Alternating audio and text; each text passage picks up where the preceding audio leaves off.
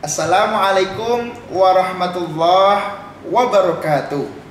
Teman-teman semua yang dirahmati Allah Subhanahu wa Ta'ala, alhamdulillah pada hari ini kita semua masih diberi kesehatan oleh Allah Subhanahu wa Ta'ala. Kenikmatan yang sangat luar biasa sekali, sehingga kita bisa menjalankan aktivitas pada hari ini dalam keadaan sehat walafiat. Oke, teman-teman semua yang dirahmati Allah, hari ini kita akan belajar tentang salah satu kisah dari Nabi yang pertama kali, yaitu teman-teman ada yang tahu siapa nama nabinya? Betul, Nabi Adam alaihissalam. Pak Arif akan berkisah tentang kisahnya Nabi Adam alaihissalam bersama istrinya. Siapa teman-teman nama istrinya? Tepat sekali, Sayyidah Hawa. Oke teman-teman, hari ini Pak Arif akan berkisah tentang kisah Nabi Adam dan Sayyidah Hawa ketika Allah Subhanahu wa Ta'ala memerintahkan keduanya untuk meninggalkan surga. Oke teman-teman, apa yang mengakibatkan Nabi Adam dan Sayyidah Hawa dikeluarkan dari surga? Oke teman-teman, pertama ketika Nabi Adam alaihissalam, manusia pertama kali yang diciptakan oleh Allah Subhanahu wa Ta'ala. Nabi Adam adalah manusia pertama yang diciptakan oleh Allah. Pada waktu itu masih atau ditempatkan oleh Allah di surga. Kemudian setelah itu para makhluk termasuk malaikat, jin, iblis diberitahu oleh Allah Subhanahu wa Ta'ala bahwa Allah akan menciptakan manusia, makhluk ya, yang akan suatu saat akan menghuni bumi, yaitu Adam alaihissalam. Ada satu makhluk teman-teman yang tidak ikhlas, ya, tidak ridho ketika Adam diciptakan. Dia adalah siapa teman-teman? Tepat sekali, iblis. Iblis adalah makhluk yang ketika itu Nabi Adam diciptakan, kemudian Allah Subhanahu wa Ta'ala memerintahkan ya para malaikat dan termasuk iblis untuk sujud. Sujud di sini bukan berarti sujud penyembahan, tetapi sujud bentuk penghormatan terhadap Adam. Tetapi iblis tidak mau bersujud teman-teman. Iblis menyombongkan diri dan berkata, "Ya Allah, saya lebih mulia daripada Adam karena saya diciptakan dari api, sedangkan Adam diciptakan dari tanah. Saya lebih mulia." Itu teman-teman ya. Dari segi peribadatan kepada Allah, iblis sangat tunduk dan patuh kepada Allah. Tetapi karena iblis itu mempunyai rasa sombong, merasa dirinya lebih baik daripada Adam, itulah yang menjadikan iblis itu celaka teman-teman. Kemudian ketika itu iblis meminta kepada Allah, "Ya Allah, aku mohon kepadamu, berilah umur yang panjang bagiku," buat iblis sampai hari kiamat. Itu dikabulkan oleh Allah. Kemudian iblis bilang, "Saya akan menggoda anak cucu Adam sampai mereka atau menjumpai orang-orang dalam keadaan kufur atau tidak bersyukur kepada Allah."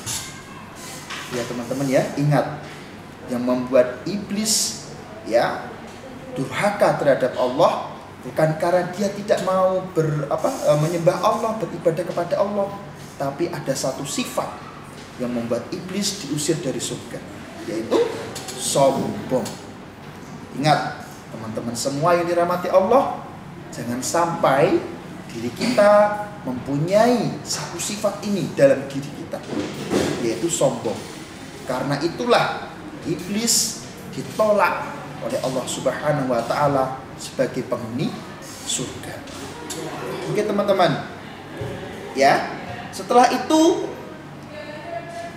Adam bersama istrinya Sayyidah Hawa, ya, mendapat perintah dari Allah Subhanahu wa taala jangan sampai mendekati sebuah pohon ataupun memakan buahnya. Ya teman-teman ya. Nah, jangan sampai Adam dan Hawa ini mendekati sebuah pohon. Mendekati saja tidak boleh, apalagi memakan buahnya. Itu perintah Allah terhadap Adam dan Hawa ketika di surga. Tapi apa teman-teman? Lagi-lagi inilah yang datang. Iblis berjanji akan menggoda manusia dari sisi depan, sisi samping kanan, samping kiri, samping belakang.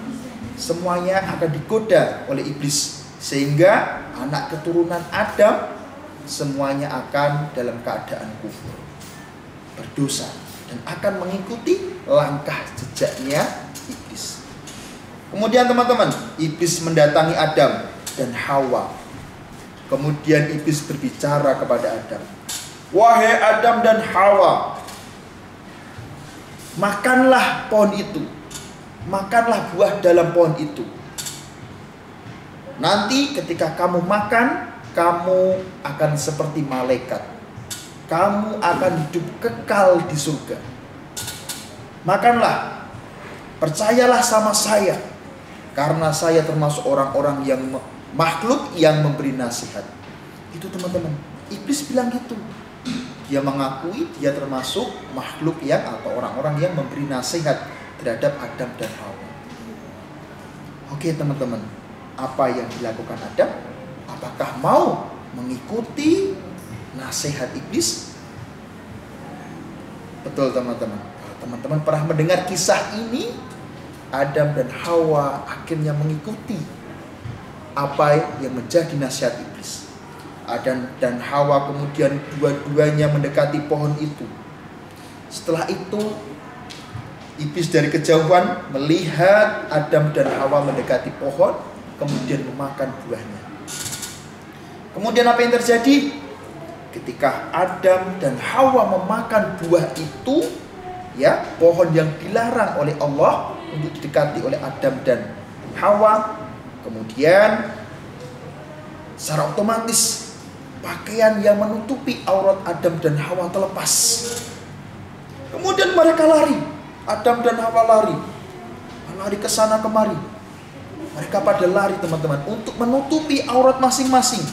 Dan iblis dari kejauhan tertawa.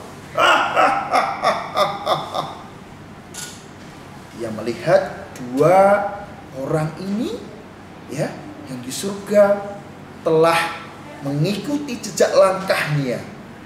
Kemudian mereka berdua, ya, akhirnya berdoa kepada Allah Subhanahu wa taala di dalam surat Al-A'raf yang berbunyi, "Rabbana dzolamna anfusana wa illam taghfir lana wa tarhamna lanakunanna minal khasirin." Ya Allah, ya Rabb, kami dalam keadaan zalim. Kami tidak mengikuti apa yang menjadi perintah-Mu ya Allah. Ampunilah dosaku ya Allah. Jika Engkau tidak mengampuni dosa-dosaku atau perbuatan yang aku lakukan, maka aku termasuk orang-orang yang rugi. Nah, itu teman-teman. Ya.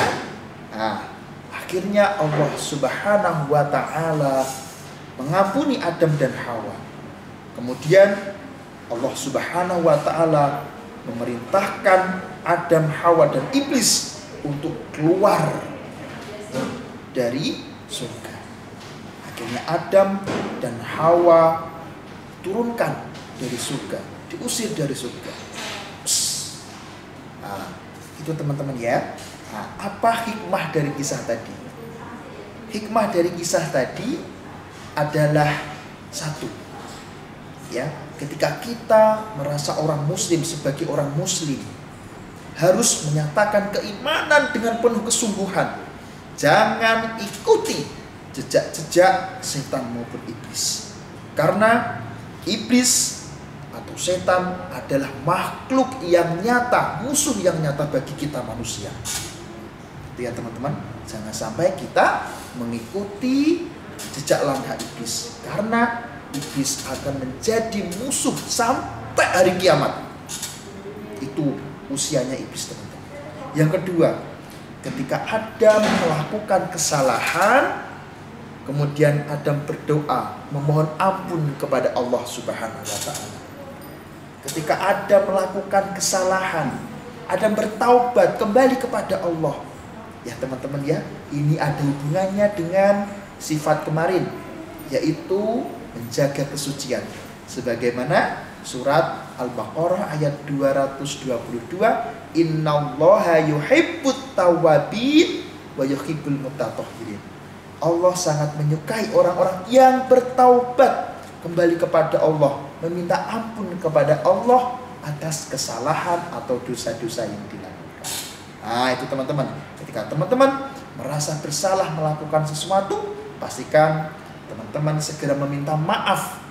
Ya, atau ketika melakukan berbuat dosa, segera bertaubat, beristighfar, membaca astaghfirullahaladzim, astaghfirullahaladzim, astaghfirullahaladzim. Oke teman-teman ya, nah ini sedikit kisah tentang Nabi Adam. Ya, Pak Arif mohon maaf kalau ada kesalahan maupun tutur kata Pak Arif yang tidak santun. Teman-teman, Pak Arif ucapkan terima kasih. Tetap semangat dalam belajar. Semoga Allah memberikan petunjuk buat kita semua untuk senantiasa melakukan kebaikan-kebaikan di setiap aktivitas sehari-hari. Taufik wal hidayah. Assalamualaikum warahmatullahi wabarakatuh.